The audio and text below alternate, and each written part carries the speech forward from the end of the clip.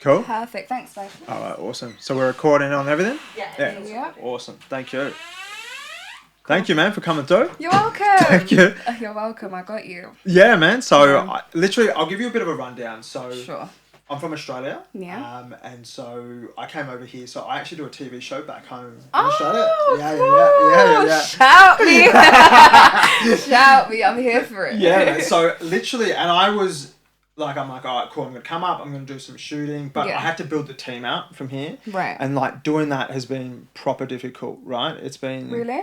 I think it's getting better now, but I have to jet back and then potentially come back. Okay. And so I was like, all right, cool. Let me do podcasts because Yeah. then I think people are more chilled with the podcast. Yeah. And then I was just like scouring. I saw you and I'm like, this chick has got vibe. She's got taste. And I'm like, let's do this. Okay. Yeah. Okay. I'm with it. And I think that like on this episode, what I do is like my ethos and what I'm trying to do is right. Mm-hmm. When I went to school, right, my parents were like, you have to either be a doctor, engineer, lawyer. And I'm like, look, man, I'm not trying to do that. Yeah. That doesn't sit with me. Yeah. And then, when you finish, you're like, I don't know what I want to do. Yeah. Right? Yeah. And so then what I'm trying to do is, I reckon there's a lot of people out there like that. 100. But then when I saw you, I'm like, you've got confidence. And that is I think that's rare to find. Do you know what I mean? Yeah, man, 100%. I think it's proper rare to find that people are like, I'm going to give this a crack. Yeah. And I'm going to do it. Yeah, you know what I mean? Because there's so much judgment. Yeah. Just off the bat. Yeah, 100%. Yeah? 100%, yeah. Yeah. And so that's what I want to try and deep dive into. Okay. What made you do it? Because you obviously studied arts. You obviously did that. And then you killed it at that. Mm-hmm. And then where did this all come from? Right, yeah. And that's what I'm going to try. That's what I'm essentially going to ask you. I'm with it. Yeah? Yes, I'm with it. Let's do it. Cool. All right. So I'm just going to give you the spiel that I'm going to do. So what do you do for work outside of this?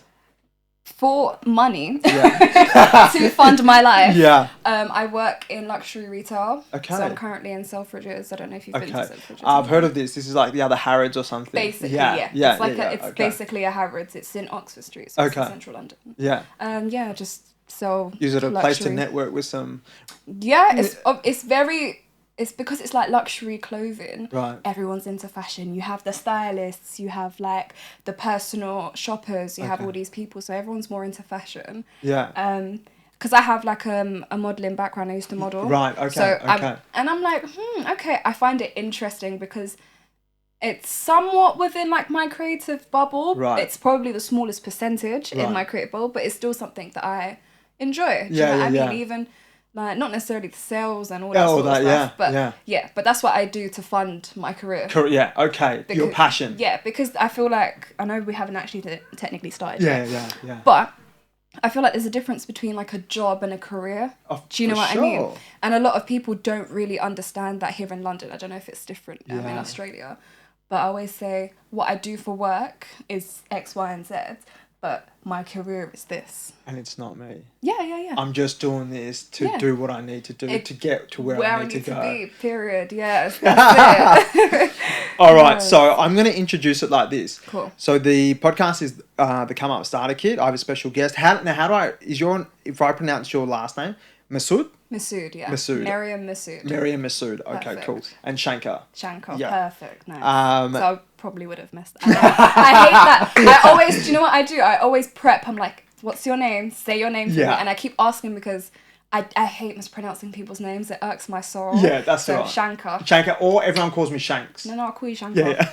People do that as well. I'm like, no, I'll call you what your mother named you. All right, cool. My man. All right. So, and then what we do after that is, I'm going to say Meriam is the founder of Conscious Conversations podcast. Yep. She graduated in film, top of her class, and is making some serious noise. I love that. And then I go into saying, make sure to check it out. It's all, and now I was going to describe it. It's because when I was watching your podcast, I feel like it's all about life. It's all about different bits of life and how to overcome that. Exactly. Yeah? Yeah, you got it. Okay, sick. All right. And then I go on to say, now, Meriam, I wanted to bring you on because you have what I call pop. You have the confidence, you've got the chat, and I wanted to show the sisters out there who may want to do what you're doing, but but are scared of judgment. Yeah. And that's what I want to get down into. I love that. I'm with it. Whenever you're ready. All right, man. All right, let's go. All right. Welcome to the Come Up Starter Kit, guys. My name is Shankar, and I have a wonderful guest with me, Meriam Messaoud, and we are here in London, and we're going to give you some games. So this podcast is all about breaking down what you want to do to try and achieve your dreams. Thank you, Meriam. You're welcome. I'm so happy to be here. International? Yes, yeah. We love to see it, because when I come to Australia, I have somebody. Good, you've got a contact, yes, right? I'm here for it. Yes, I love that. All right, so now the reason why I wanted to bring Meriam on, Meriam does her own podcast called, how do we say it? It's called Conscious Conversations, guys. Make sure you check it out. Yeah, you beat me to it. And now it's all about life. It's all about dealing with those pit bulls, how you want to try and tackle it, essentially. Yeah. And you interview a whole range of people. Yeah. It's not just the one sort of person. It's different types of individuals to try and get those ideas out. Yeah, 100%. Okay. 100%, yeah. Is there any way that you would describe it? I would say that I'm an unconventional teacher within my own right. Nice. I would say that I come from a film background, yes. which we can touch on later. But with film, you find that stories are taken and they're adapted and they're developed, and the final product doesn't really necessarily have the same essence of what the true story was behind the film. And coming from a film director's background, I love film, I love production, I love documentary, but especially living in London, especially being a minority, I believe in providing a platform where people can tell their own stories organically without it being changed, without it being tailored. Whether you like it, you like it. If you don't, you don't. But it's the truth. Yes. It's people's lives. It's their experiences. So that's really important. Okay. Okay. So now for people from Australia, they may not know you, but they want to get onto you and want to find out what it is. Yes. I want to sort of give them the story of how you actually, or why you actually wanted to get into the podcast realm. You obviously mentioned that you wanted to give people who don't have a voice, but what was that burning desire? Was it because you came from a creative realm and you're like, I need to give that creative realm an itch? Or were you like, I need to get my voice out there because I've got something to say? I think it's a mixture of both. I think the core of it is that throughout my life, from when I was young, I never necessarily wanted a specific job. I've always wanted to do a million things. I wanted to go into politics, film, like every avenue you can think of, I wanted to do it. And what I realized the common factor was that I wanted to help people. Right. You know, I've done charity, I've done this, I've done that, but I wanted to find a way to help and educate. And what I say on my podcast a lot is that this is a place for me to be educated and for me to also educate. Oh, true. Stuff. I will jump on my platform and people will sit there, and there's a couple episodes you'll see me just like, oh my God, I didn't know that. Yeah. And it's all about education, because I feel like providing a platform for everybody is important. Whether we like it or not, whether we agree or not, it's the best way for us to learn from each other and understand one another. So the core of it will always be finding a way to help people, whether it's through verbal, whether it's through visual, whether it's audio, whatever it may be. I think that's kind of how my journey began. Okay. Yeah. And so when did you start your podcast? I started my podcast last year, March. Okay. Yeah. So, but not only is it fresh, you've made noise. Yeah. You have made noise, you know what I mean? Man. So it's like huge, right? Yeah. But did you have a fear of starting? I never had a fear of starting. Oh, wow. Which is very interesting. Right. I think for a while, I've probably wanted to do my podcast for about 2 years before I actually started it. Okay. It wasn't a matter of fear. I think it was more of a matter of how much do I really want to be out there? Okay. Because from a personal thing. Right. Because I'm quite a private person. Yes. I'm an open book when it comes to conversation. I can tell you, I don't mind sharing anecdotes of my life if I feel like it helps the conversation or it could help teach someone something or whatever it may be. But in general, I'm quite private. Yeah. I don't like people knowing who I am. Yes. But, I thought that I've had a lot of people throughout my life say, when you speak, people listen. Yeah, right. And coming from a visual background with film, one of the biggest things I learned was you need to be on screen. Gotcha. You have to be. Gotcha. So putting myself out there, I almost felt like a sacrificial lamb, not because of, fear, Right. because I've come to terms with, I've done a lot of things in the public eye, and you'll learn that the good and the bad will come together. 100%, yes. And you take both of it with a pinch of salt. People have something to say regardless, whether it's praise, whether it's hate, whatever. So I knew that was going to come, and it will forever kind of be there because you're forever publicly out there. Yeah. But it was more of a personal thing. I'm like, okay, do I want people to know what I look like? Right. Like, it's something that you still come to terms with. I don't think I'll ever be used to being a public figure or... Right. Like, I've been recognised. Oh, my God, I've been recognised on the streets of London, okay? Right. And it's the weirdest thing ever. I've been recognised in the weirdest scenarios, weirdest places. Right. And I'm like, oh, my God, people know my face. Like, they know who I am. Yeah, I'm yeah. oh, this is... I don't know how I feel about that, but yeah. So let me ask you this. Did you... All right, for me, when it comes to social media, I have a love-hate relationship with it, 100%, right? 100%, yeah. So... I always double guess and always double think about, what am I doing on social media, how to do it. Does that come naturally to you, or do you have a love for social media, or is it a love-hate? Social media for me it's weird. Yeah. I feel like I've never been the person to be scared to say anything or post anything. Right. You know how like some people are like, oh, for example, with a lot of women, just general conversation, guys, a lot of women, will take a picture and then they'll edit the life out of it because they don't want to put themselves organically out there. Raw. Publicly. Yeah. And I can say that maybe any age over the age of 18, I've never edited a photo. Oh, wow. Like, I don't care that much about what people genuinely think. If I like something and I feel like this fits my brand or my platform, and when I say my platform, I can be talking about my private account, whatever it may be, what I want to put out there, I've never hesitated about that. I think my relationship with social media is very detachable. Gotcha. I'm not somebody that's... Like, I can have... Sorry, in my words. A lot of people, if they don't want to be on social media, they'll delete the app, they'll deactivate their account. Yeah. All this, which I understand because some people need to put those barriers there. With me, like, I can go a week without touching my Instagram. Okay, you're good. But it's there. Yeah. Like, I just don't necessarily have that, like, addictive... personality where you're like on it. when it comes to socials, no. So I think it's weird because when you speak to someone like me that has that sort of response, it's not the response that people expect. Gotcha. Because it's not a general... like what the masses are normally like. Yeah. But yeah, that's what it is for me. I think social media is just a tool. I think it's a great platform if you use it correctly, mold it to what you want it to be. If you don't want to see certain things, don't follow it. Yeah. Like stuff like that. Like my Twitter is amazing. I've been on Twitter for years. Like it was my first proper social media app outside of true. Yeah, outside of Facebook, but I was just on Facebook because it was the thing and MSN and all that sort of stuff. Yeah. But proper social media platform, Twitter was my best friend. But I molded it like to the way my timeline is strictly what I like and what I want to see. It's not weird stuff. Yeah. So now that you're in the podcast realm, do you view what you do now as more of a tool and an enhancer to activate the brand, or is it just like I do what I want and when I'm happy I'm just going to put a post out? More of the second one. Okay. I think it's more of I know what I want to do. Yeah. I know what I want to achieve. I'm not somebody that is gonna...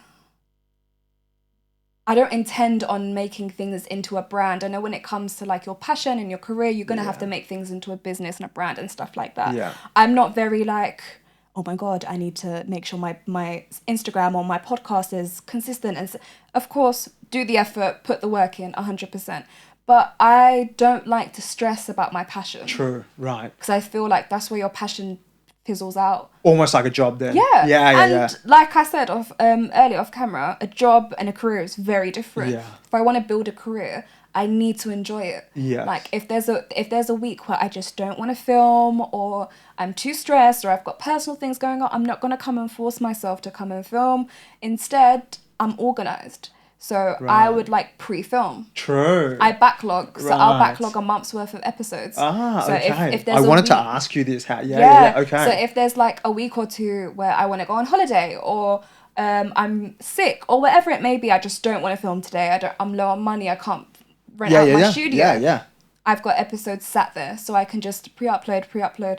As long as I'm on top of that, everything else is fine. So now you touched on a thing where you mentioned that the visuals are important, right? When it comes to audio. Did you first start out with just audio, or was it both audio and visuals? I went straight in. So that's huge, right? Like, I think that, you know, a lot of sisters out there that are not paranoid, but like just scared of that judgmental factor of where they're like, I don't know what other people are going to think of me. I don't know if this looks good. Or, you know, it could even be, you know, it needs to be perfect. Yeah.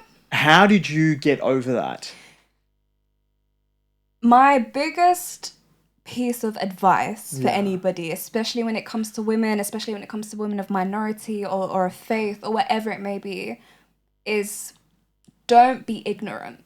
Right. That is the only thing. Do what you want to do. Speak on whatever you want to speak on. Put yourself out there if this is something that you want to pursue. Be educated. Right. Because for me, I feel like my only kind of thing, my only worry, I would say, was, oh my God, like when my family see this, what would they think? Yes. And it was never because of the content. Right. It was just like, okay, cool. Like, you know, I'm not a traditional Muslim girl. Right. Externally to society, I'm not. Right. But when you understand faith and whatever else I'm just a Muslim girl. It's normal for us, right? So it was more of a thing of, oh my God, like, what if I wear my scarf a type of way? What if I'm wearing, you know, and my family can be like, you're going to put that out there? Right. But, you know, I'm very, very grateful, and I'm very, very thankful to have parents, and you're always going to have that one auntie in the background that's decided to always say, talking for sure. or that one cousin, do you know what I mean? But they're like the haters that you don't even know, do you know what I mean? You just got to leave them in their little corner.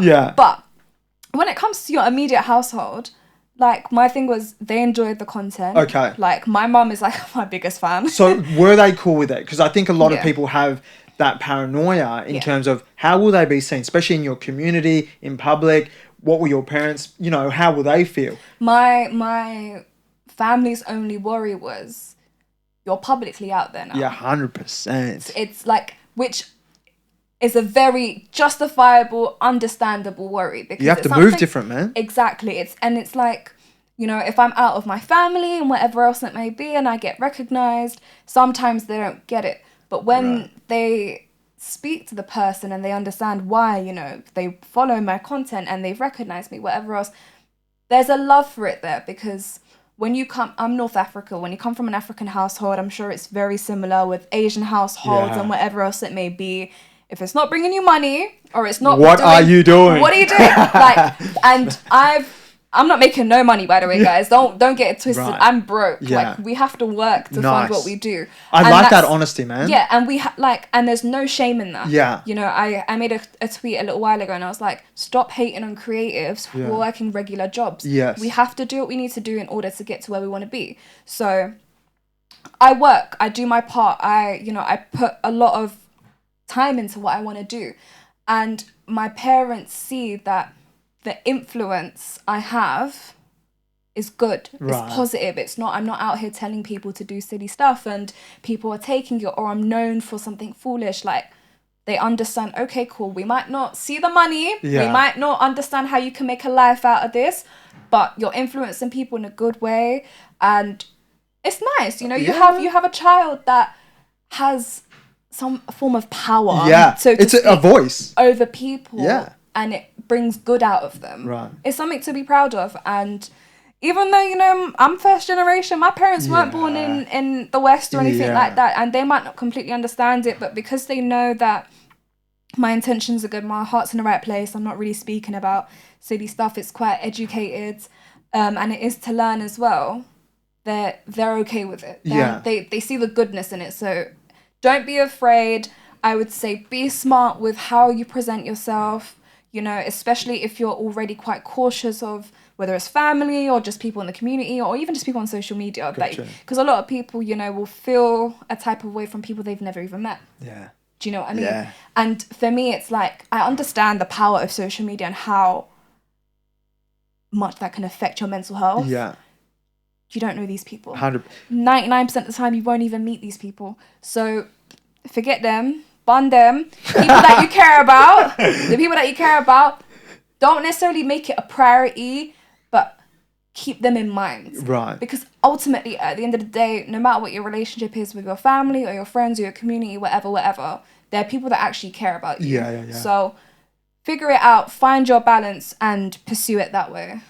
So I wanted to touch on that when you were talking about, you know, even like initially putting out your podcast or as you go along with your journey with your podcast, haters come, right? Yes.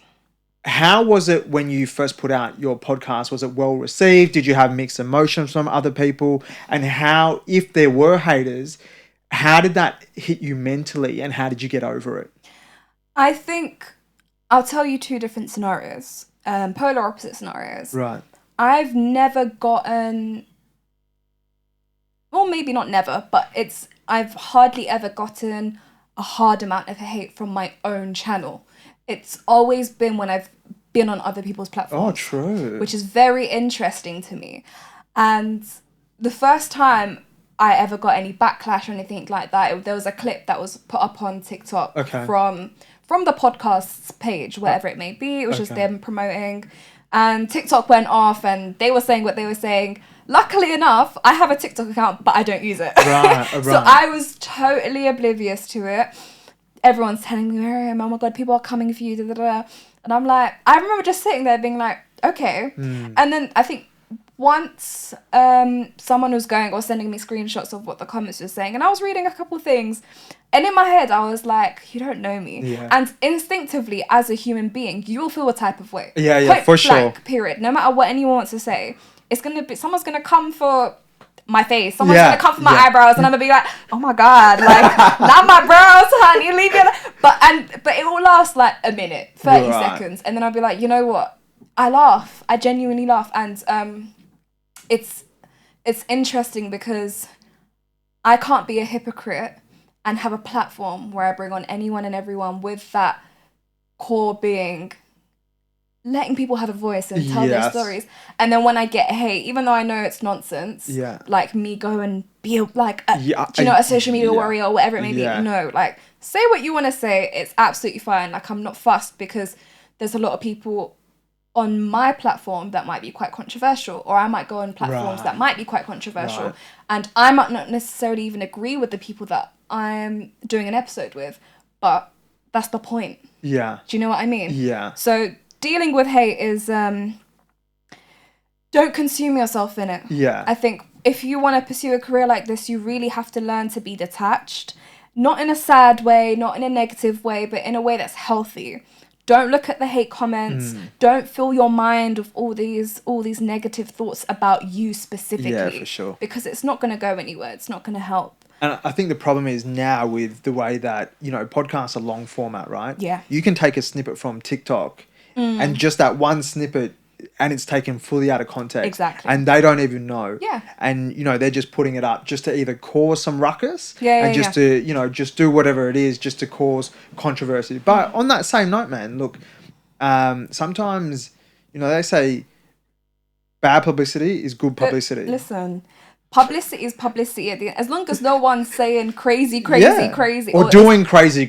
Any form of silly nonsense, illegal allegations or whatever it may be, which thank God hopefully I never get. But like, unless it's not something that's too far, it is where it is. If it makes noise and it brings people to your page, ultimately you're building your engagement. You're getting closer to where you want to be. It might not be the way that you want it to be or the route that you want to take with it, but it's there. Okay. And that's the noise that you're getting. Okay. So you either find a way to make that work for you, or you step back, and that's also okay. Like it's not a bad thing to fail. Yeah, of course. Just because you've stopped or you step back doesn't mean you failed. It means now you're choosing a different path. Dude, that is such a huge thing that you said. I think so many people are so scared to just try. And I think, you know, they think that, all right, if I don't succeed in this and I fail, and especially failing publicly, people are like, oh man, this is who I am as a person. But it's not though. Everybody fails. You have to fail until you succeed, right? 100%.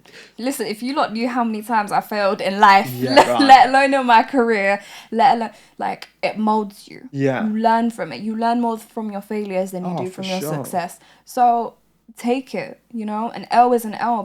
But the L is more beneficial to you at the end of the day. To the next building blocks. Exactly. Does failure... Now, actually, I'll ask you this. Do you think that you are quite resilient, especially if you've had difficult hardships throughout or failed here and there? Has it helped thicken your skin? Yeah, 100%. I would say resilience is something that... I feel like this might sound a bit cocky, but I feel like it's just something that comes naturally to me. Right. I feel like I'm just built to keep going. Right. Because for a long period of time, I had a fear of failure. Okay. But it wasn't for like a small scale. Okay. So like if my podcast didn't work, I might be a bit sad about it, but I'm not gonna cry about it. It's not gonna consume me in that pit of, oh my God, I failed. Yeah, right. My fear of failure comes from like life. Right. Like, if I haven't gotten to a place in my life where, you know, I can build a family, I can provide for my family and my future kids and all this sort of stuff, then as a woman, I feel like I failed. Okay. And that would hurt me more than, you know, me pursuing a path within my career and that not working out. For sure. Yeah. So now as you grow within your podcast, do you now think, all right, I want to set goals when you're doing it? Is there goals that you want to achieve? Yeah, I feel like, which is interesting because I only recently kind of came to that. Yeah. I've always been somebody that has been organised, like I said to you. So when it came to setting goals, it was never really something I thought about up until maybe a month ago. Yeah, right. I was like, okay, I'm in a comfortable space. Yeah. You know, thank God, I've achieved quite a lot. I've gone on a lot of UK platforms that have, you know, taken me in, big platforms in the UK that have shown me love and have had me on their page, whatever else it may be. Yeah. I'm like, cool. Now I think there comes a point in everyone's career where it's like, it's time to be a bit more serious about this. Right. And the best way to do that is to set goals. Yeah. So, you know, I have a goal when it comes to my page. I want to hit a certain number by the end of next year. Nice. I want to do, you know, every month I might keep up with certain things and I'm not talking about trends and all this sort of stuff, but I'm talking about within myself. So double up on episodes, maybe, you know, have a long list of guests that have been there since COVID. Right. And I've maybe gotten 2 or 3 actually on my platform from my long list. Everybody else has been people that I've met or like just through the journey along the way, you know, that you decide, actually, I like you, let's get you on. Okay. But I'm going to tackle that list. We're going to do things. We're going to just knuckle down, I think. Don't be so pressed on setting goals. Right. I think having an idea of what you want to achieve within a time span is good. Yeah. It's also healthy to set goals. I'm very for that. I think I'm not wired to be like, okay, this month I have to hit all these 5 things or this 10 things that I've now written down in a list 3 months ago. Yeah. Do you know what I mean? Yeah. But it's more of, okay, cool. By the end of the year, I want this to happen. Yeah. So how do I make this happen now? Reverse engineer that. Yeah, that's how I kind of work. So say, for example, there are other people out there that are looking to start, but they're like, I don't know who I can interview. I've got no one that I can interview. How does someone go about that? You know, should they start with just their friends, or what would be something that you would advise them? My first episode was with a friend. Yeah. Good friend of mine. He's a photographer. You know, he does graphic design, stuff like that. We spoke about none of that. Yeah, right. But, you know, it was a test. It was actually, what I said to myself was, I'm going to do a test episode. Right. If I like it, it will go out. Okay. If I don't, then I know, okay, cool, this is what I actually want. This is what I don't want, X, Y, and Z. I started off with the people I know. The first maybe 10 episodes, I know everybody. Okay. Like, they're all friends or people I've worked with or whatever else it may be. Now, I know some people feel like they don't have the friends. Yeah. They don't have the people. X, Y, and Z. And you might not even necessarily have the confidence to even approach or even go about it. Start with yourself. Oh, as in just talk about yourself. Go on, switch a camera on or your phone or whatever. Sit there and speak about something that you're passionate about. Or something that's going on. You know, you might see something that's going on politically, or there's a trend or whatever, and you have maybe an unpopular opinion or whatever it may be. Speak about it and just put it out there. Because I promise you, it's all about that first episode. That first step. Once you've got that out of the way, you'll feel like, you know what, it was actually not that bad. I can do it with this person. I can do it like, you might even like it on your own and decide, actually, I'm going to go down this path for a little bit. Maybe you'll do a couple episodes by yourself before you even bring anybody on. Like, there's always a way to do things if you're genuinely passionate about it. I've considered time and time again, why did I even do guests? Like, sometimes I'm like, I just kind of want to sit and speak to the camera. True, right. But it's also one thing that I have always wanted is I don't want to be a YouTuber. Right. I want that professional show, podcast. I'm a presenter. I'm a host. Like, it's very easy to fall into that YouTube world, especially if you do it on your own.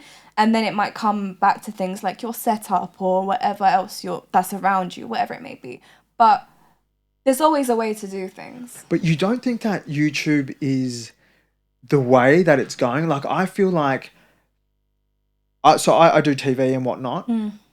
I still think that the views are still all going online. YouTube, It's all on the YouTube. Like, I still think that people want things conveniently. Yeah, 100%. They want it when they can get it.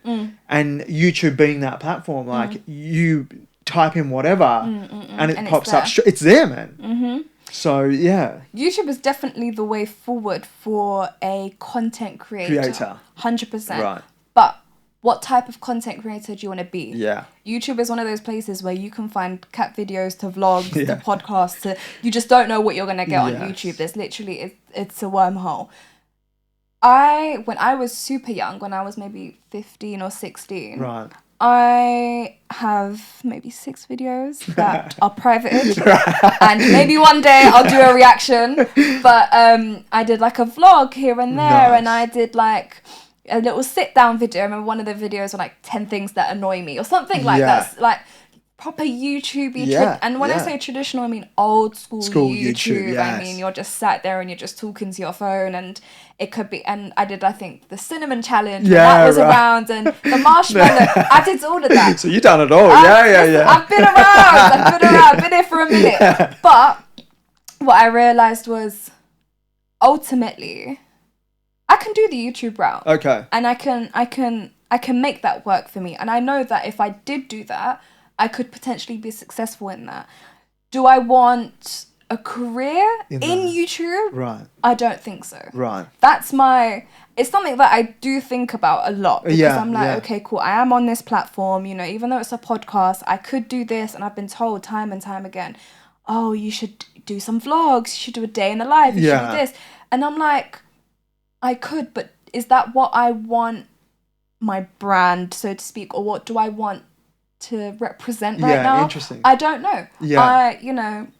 One of my goals is I want to land myself a daytime TV show. That's sick. Yeah, nice. And I feel like this is just me as well. I'm not saying this is the only way to do things or it's the route. I feel like with me particularly, I need to have a level of professionalism despite the platform. Yeah, got you. Do you get what I'm saying? Is that from a safety perspective, do you think? Like, you're like, okay, if I land in with this type of route or I fall into this type of job, I know that there's a company that is essentially going to back me and I'll be able to, or fund what I need to do?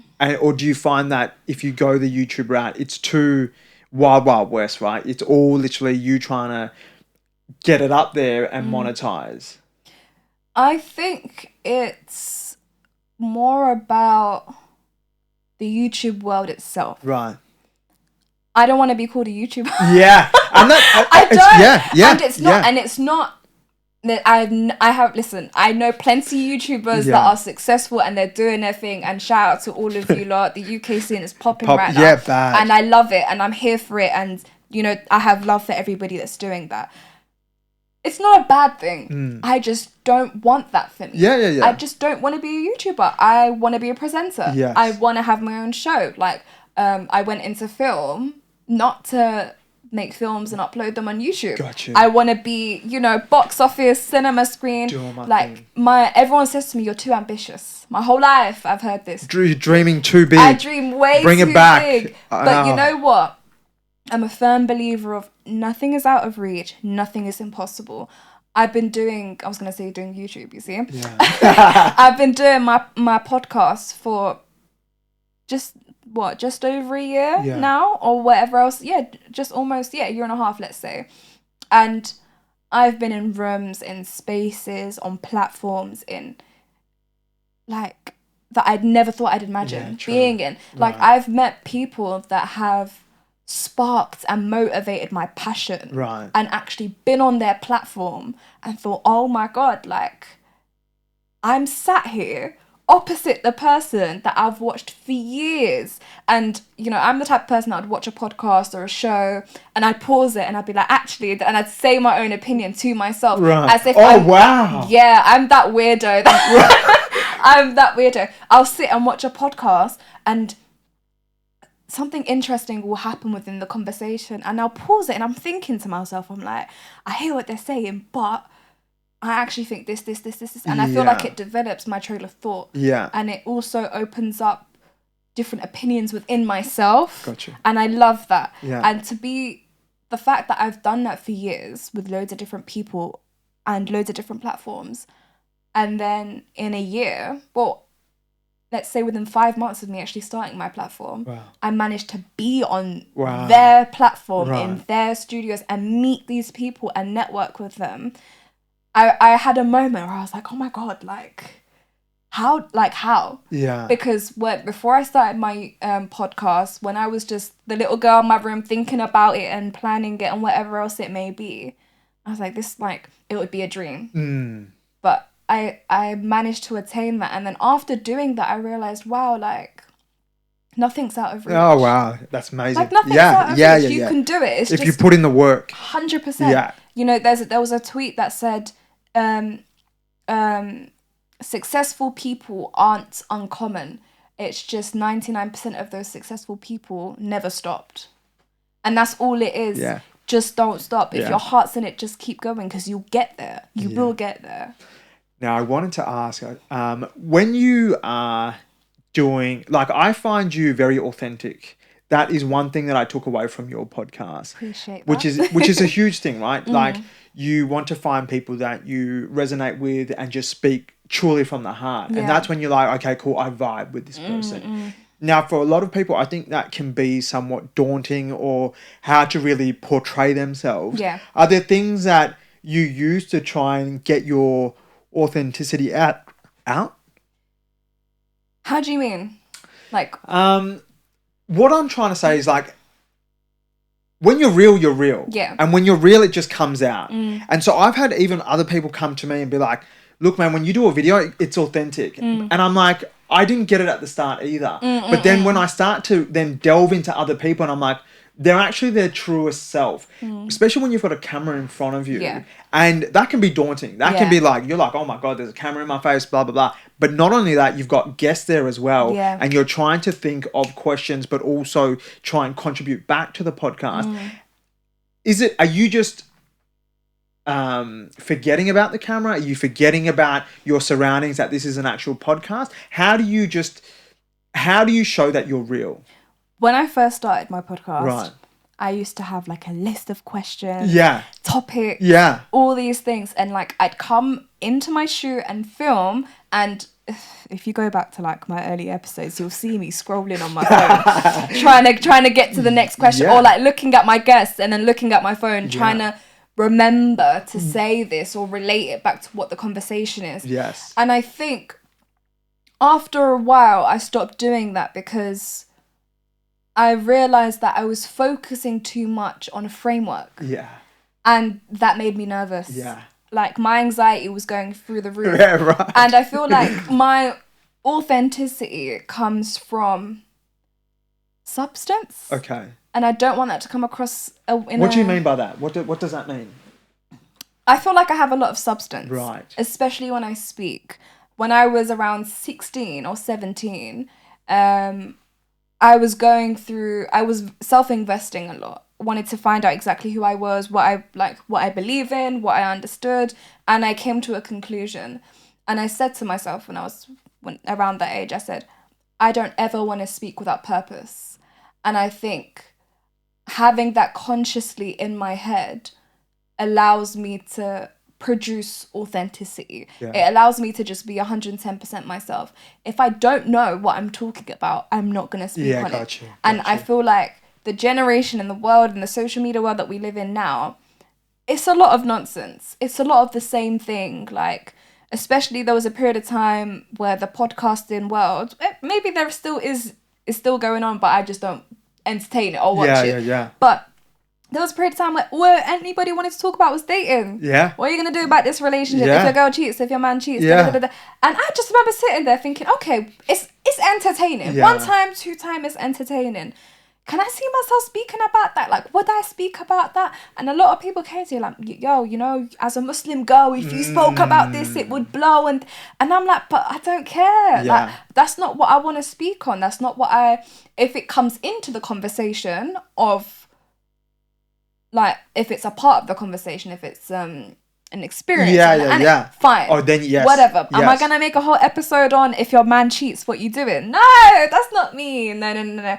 Just I think my purpose is greater than that. Yeah. Do you know what I mean? Yeah. You want to be true to who you are. Yeah. And I'm not gonna. There's a lot of loopholes in this career. There's a lot of cheat codes.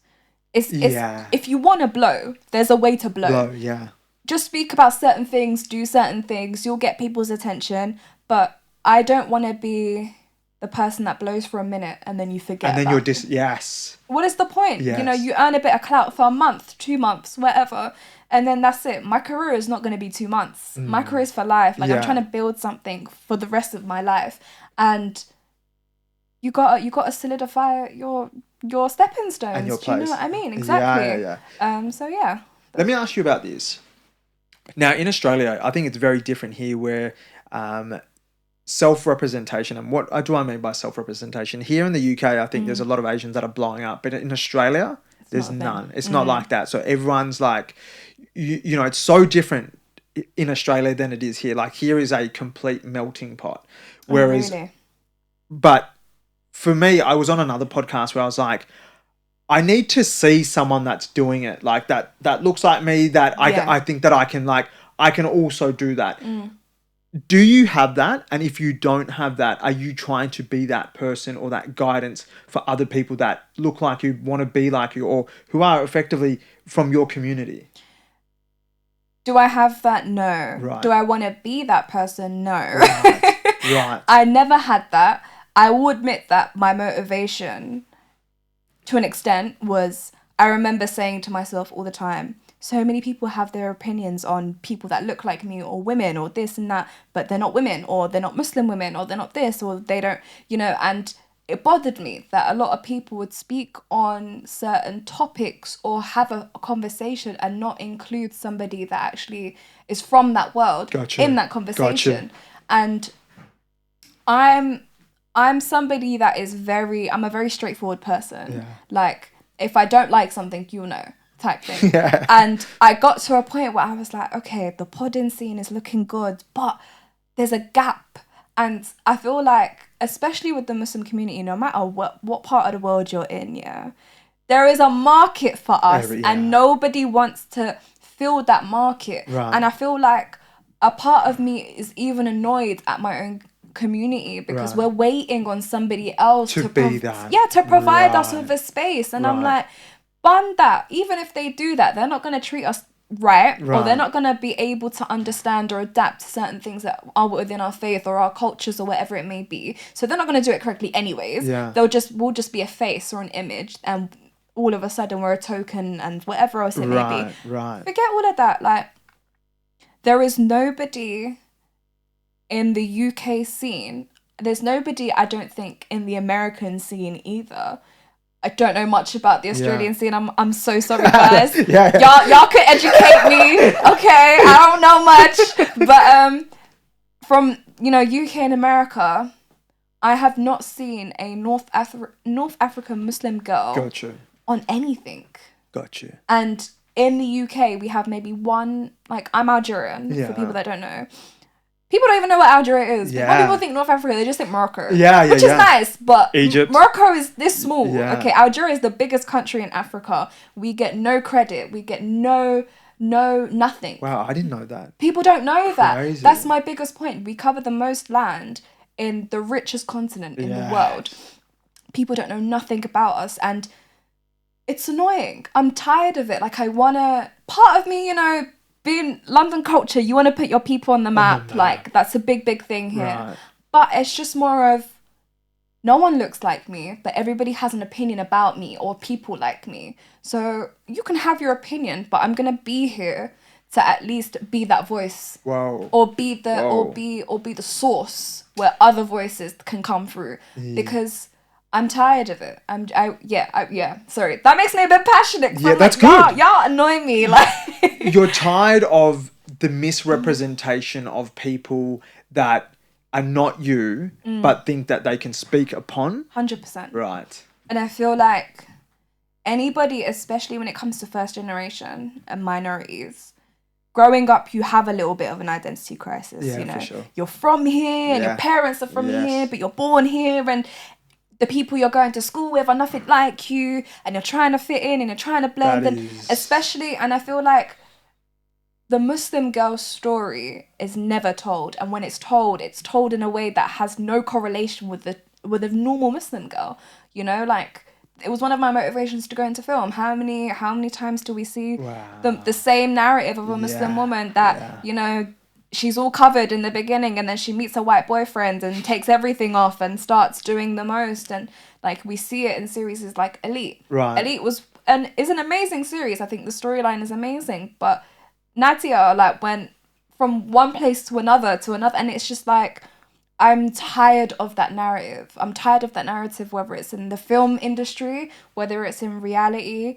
Like, represent yourself, and represent yourself as an individual, but be aware that you speak for a bigger demographic. For the masses of your... And that's what it is. When people say, do you represent this community? I'm like, no.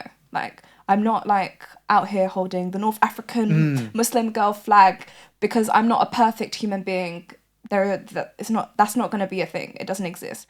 Do I represent myself as an individual? Yes. Do I understand and realize that I do fit into these categories? Yes. And that's what it is. If you're educated enough to separate and know that ultimately I'm an individual, I'm gonna mess up, I'm gonna Yes. What I might say, trust me, people from my community probably don't even agree with half the things I say, vice versa. But at the end of the day, it's my identity. It's me. When you see me, you see a girl with a scarf and, with Mediterranean features or whatever it may be, you'll pin that together. Yeah. Am I the spokesperson for us? Absolutely not. Right. But I'm an individual that is within that. And I'm just doing my thing. Yeah. I really don't like ignorance. Right. And I really feel like there's too many untold stories that have purposely been untold, and there's too many spaces where doors have purposely been closed on a lot of minorities, where we feel like, because we don't have the tools and the knowledge, we feel like it has to be through other people. Right. But I don't want that. I don't want to work under anybody. I don't want to be under anybody. Gotcha. Or have someone control my narrative or what I want to do. No, I'm going to do it how I want to do it, and hopefully that can motivate people to build their own story. Like, your whole life is a story. For sure. Everything is around storytelling. Make your story, write your own book. Don't wait for somebody to write a book about you, and then when they get it wrong, you're surprised. Yeah. You didn't write your book. Yeah, do you know what I mean? Yeah. So, yeah. Does that come from, do you think, from difficulty, I wouldn't say difficulties, but like when you grow up, when you're going through high school and you don't have, I guess, a large community for yourself, is that your fire? Is that where it comes from, do you think? A little bit. I would say, I would never deny that. Right. Purely because I grew up in a very English area. Yeah. There wasn't many ethnic people, period, Right. let alone Muslim people. Right. Or people of other faiths, or whatever it may be. I grew up in a very Christian or agnostic area. Everybody was English. Everybody lived the same life, whatever it may be. I stood out. You were like the sore thumb. And I was somebody, like, as a child, I was the most shyest, naive little person in the world. Like, if you had known me my whole life, you'd think, oh my God, you've done like a complete 180 since the past 10 years. Yeah, because I never had the confidence or the courage, I would say, to authentically be myself because I didn't really know how. Okay. Do you know what I mean? Is that because there was not enough people who look like you or who were you? Or is that you just trying to figure yourself out in the world? I think it's more just me figuring myself out. I think when you're a kid, when you're young, knowledge is a very, very integral. And I didn't have the knowledge of how I should navigate being a first generation young Muslim girl in London, in a poor area in London. Right. You know, my parents couldn't really give me that because obviously they were born and raised back home and they've got their own story. They've had to pick up and start their whole lives in a country that doesn't accept them, doesn't want them, doesn't care for them, but they've done it anyways. They've made something of themselves and they've brought their kids up here. And how would they know how to raise kids that are born in a country that they don't even know? They don't. Where do they even? And like, if I was to pick up now and go and live in Thailand, you're not gonna know. Like, and now have a kid in Thailand, and they're going to school, and that's their norm. Yeah. So they're adapting to the life that's there. But I'm like, oh my God! But I grew up in London, like.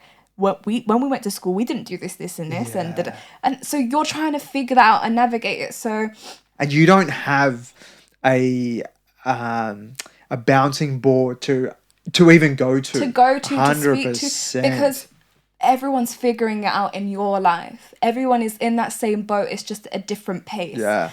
And one thing I would say is I thought there's a big tendency for first generation kids to blame their parents. For sure. And I understand it. I've been there, you know. But now that I'm not that old, but now that I'm older, I'm actually very young. But I've realised that really annoys me. What annoys you? That a lot of first generation kids will blame their parents, you know, for not being there, not understanding, not and how hard their life is. I get that, and I everybody's pain is their pain and it's valid. But your parents are individuals. Do you know what I mean? Yeah. They're trying to figure things out and they're trying to do it in a way where they're not even showing you how hard it is for them. You don't even know their story. You don't even know 1% of the struggle they went through to even feed you today. Yeah. Let alone like parent, you know, when my parents came, they didn't speak a word of English. They spoke a bit of French, you know, Arabic, whatever else it may be. They didn't speak English. My parents went to school. They tried. They learned what they learned. They started working, picking it up. Like, imagine going to a country in your mid-20s or your early 20s where the language is so foreign to you. You don't even know it, but, you know, you can't live back home. Yeah. Things are going on back home that are out of your, you know, my parents were living well back home. My mum used to be a real estate agent in Algeria and my dad was a printer. He used to print papers and, you know, they had apartments and all this sort of stuff. And then things happened back home that was completely out of their control. They've got to leave. If everybody in the UK or in Australia just had to leave, and imagine if all the white people had to go to Saudi now. Oh man, what? It's next level. Do you think these people are learning Arabic? They're not doing it. I'm so sorry. They might learn a little bit just to get by, but if anything, they'll make the Arabs in their land learn English so that it's easier for them because they would feel like we're the guests and you've got to tailor to us. But we're not built like that. We're like, no, we've, you know, even though it's out of our control, we've landed here. This is where we're deciding to raise our families and our kids.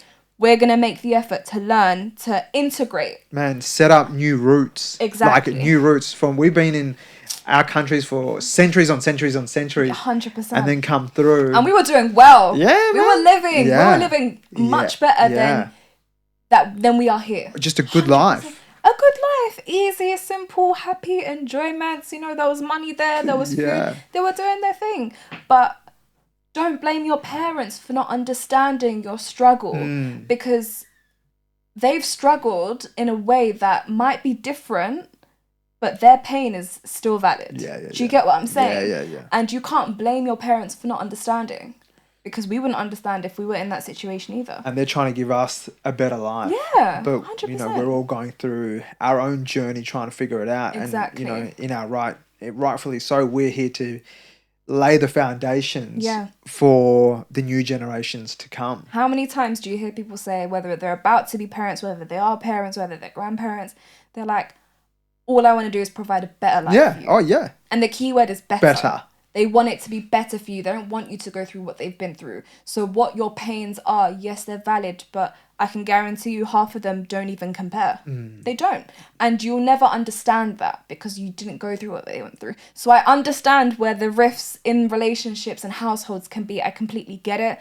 And, you know, I'm not here to minimize that. But what I'm saying is, think outside the box, you know? Your parents are individuals, they're people. If you had a child today and your child turned around and was like, you never did it, and you're there like, what? I tried to bring you to raise you up the best way that I could. And, you know, it's one of those things. So love your parents and be grateful. Be grateful that you're alive and you're living and, you know, you've got a roof over your head and you have parents that worry and care for you and, like, they want They're good there for you. Yeah, they want good for you. Man. They might not understand what you want, but ultimately they do want good for you. And if you wait it out and if you fight for it, they'll get there in the end. Whether you like it or not, they will. And I think, you know, on the plus side to it all, even though that, you know, all the first gens like myself, we'll all go through that struggle. But I think on the other side, we've come to a place where we can do these opportunities, such as podcasting. We can do it. And 100. like, we can just sort of try and get it out there as well. Yeah. So I'm going to ask, going back to the podcast, have there been ever any sort of major challenges that you had faced? Ooh, a couple. Yeah. I am not tech savvy at all. So when it comes to editing, all I can do is slice. I'm not tech savvy. Right. Okay. So, do you think that's an important thing? So like 100%. Things that may... you reckon? 100%. So if you're going to get in the game, you need to know how to edit. I might be a hypocrite for saying this, but I genuinely... And this is all for your own benefit. Any form of creative... Learn to be rounded. I don't feel like I have the brain capacity to just do that. But if I could, I would have. If I tried, I probably could. But genuinely pick it up. Okay. Because I have gone through easily since I've started maybe 9 to 10 different editors.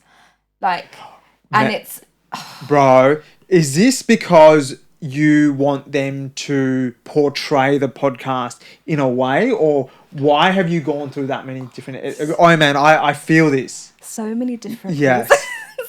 Like I've had editors that would see me with certain people or on platforms and would want an in. I've had people that don't edit the way I'd want them to edit. I've had people that don't meet deadlines. I've had people that are not responsive, you know, they'll promise an episode or like I backlog, so I expect my episodes to be edited and I give them, like, if I've recorded 3 episodes, I'm not going to give you a week to send me 3 episodes. I will give you 3 weeks. Like I'm fair with it, but keep me updated. Like things, like just silly stuff, like footage will go missing and no one will say anything, and it's like, or randomly you're upping your price because again you see me with certain people and it's like I'm broke. This is not our agreement. Just because I met somebody or I know somebody that has money or has influence or has a name for themselves, don't do that. But editors, listen, when you find your good editor, hold on to them. That is gold. You just need someone that's gonna ride for you and just believes in your vision. That's what it is. I think it's like all about selling that vision. And as much as you do your content creation, the editor is almost like the painter in it all, because they're effectively the one that will best portray you the way that you want to be portrayed. 100%. You know, my first editor was just somebody from uni. Right. Like, I didn't pay her. Right. She understood what it was. After a couple of months, you know, we had a conversation. I couldn't afford to pay her. I let her go, whatever. Yeah. Completely understandable. If you can afford to pay people, please pay people, even if it means you're going to be tight, because it's worthy, it's an investment. Over time, I got editors, things happened, prices were changed, all this sort of stuff. Things happen. It's a part of the game. I think that has been like one of my biggest stress is editing consistently, having someone consistently there. What else? I don't know if I have anything else. Okay, no, that's a good one. That is a proper one. Guys. and I'm going to leave it on the last question. Yes. What is your best advice to someone that wants to start a podcast but is scared to start a podcast? Before you start your podcast, I would say do a lot of self-investing. Yeah. Because it all comes down to your self-belief. Point blank, period. Whatever you do, and it's not just it's with anything, especially if it's in the public eye. Please, please, please get to know yourself. You're not going to know yourself completely in a month or in a week, but take that journey, understand who you are, understand what you want to be, what your purpose is going to be, and have a level of confidence, which comes from courage, by the way. Yeah. If you don't have the courage, you will never find the confidence. Confidence is going to be... speaking truth. Yeah, confidence is the reward. Yeah. Courage is the first step. Courage is the fulfillment. Confidence comes afterwards. Yes. Have the courage, but you won't have that courage if you don't know who you are. Yeah. Believe in yourself. Do your thing. In London, we say believe in your vim, okay? What does that mean? Vim is like your sauce. Like, believe in your sauce. Oh, wow, right. Believe in what you're good at. Believe in yourself because you know you got it. Yeah. You got it, okay? And just go for it. No regrets. Go for it. If it fails, laugh it off. It's not that serious. It's not. It really isn't. It's really not that serious. If it goes wrong, you can delete it. Yeah. Like, if you're embarrassed, you can delete it. Like, it doesn't have to be there forever. Do you know what I mean? The ball is in your court. You have full control over what you can do and what you want to do. Go for it. Understand who you are. Know your purpose. Believe in your vim. This is Meriam. She has been amazing. Make sure you check out her socials. Thank you. Please. Thank you so much for coming on, man. You're so welcome. That was amazing. I love that. Thank you. No worries. Perfect. How was that? Good? Yes. You enjoy it? Yeah, man. Yes, that was tight. Nice. Mate, that was tight. Yes. How does this all work? They will stop everything. Okay. And they will, when you booked, did you send them your email? I don't know. Yeah, I think I sent them an email. Yeah, cool. Okay. And so they'll send it? They'll send everything to you. If anything ever happens, I'll get them to send it to me and I'll just send it to you. Yeah. Bro, that was amazing. I'm glad. Yes. How did it feel? Like, because obviously now... being a guest. Yeah. Oh my God. I love being a guest because it's just... Not because it's all about me, I mean, obviously. But no, no, genuinely, it's just nice. It is, right? Yeah. Because, you know, being a host, you have to control conversation. Yeah, you have this level of awareness you just have to have. Yeah. When I'm a guest, I'm just chilling, I'm waiting. I get to sit back and think for a little bit. Like, I love it. Hey, man, you got mad passion. Yeah, mad passion. Thank you. Which is sick. So, appreciate you. Yeah, that ending was, yes. Yes. Oh, I think we... Good time? Just in time. You done. Yeah, all done. Thank you.